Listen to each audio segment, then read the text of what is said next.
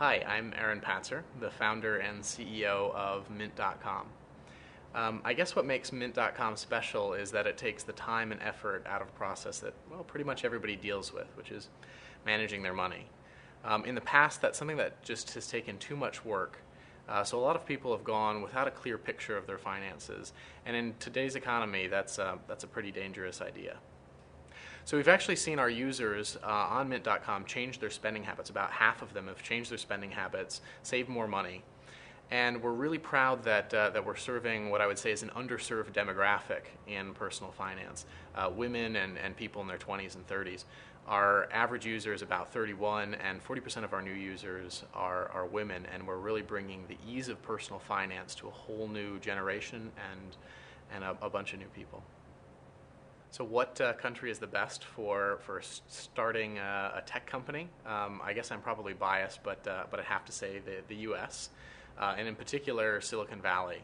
It's an entire culture and infrastructure that's set up here to help startup companies. On any given day, you can go to multiple networking events. You can meet wealthy angel investors who have done it before at successful companies and who are very willing to share their expertise with you.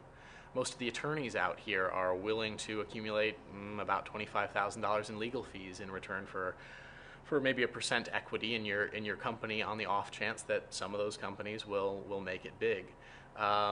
Even landlords will rent you property for on the cheap if you sweeten it with equity. So you combine that with several hundred VCs managing tens of billions of dollars in capital, and an area that's got an abundance of engineers and PhDs, and you have all the ingredients necessary to start something really great. So to me, what makes an innovator, or the most important part of being an innovator, is solving a real need and a real problem. And the way I approach that is just to observe the world around you, and in particular, everything you do, and especially everything that you hate to do. You solve a real problem, and the world is yours. So being an innovator requires, I think, a lot of persistence. When I set out to create Mint, I hadn't done Java Web Services ever. I hadn't programmed in Java in 8 years. I didn't really know anything about databases, and I had to learn the whole system from the front end to the back end. I pretty much worked alone in a room 7 days a week, 14 hours a day for 7 months straight, coming up with the prototype for Mint. I was new to the Valley. I didn't know any engineers. I didn't have any funding.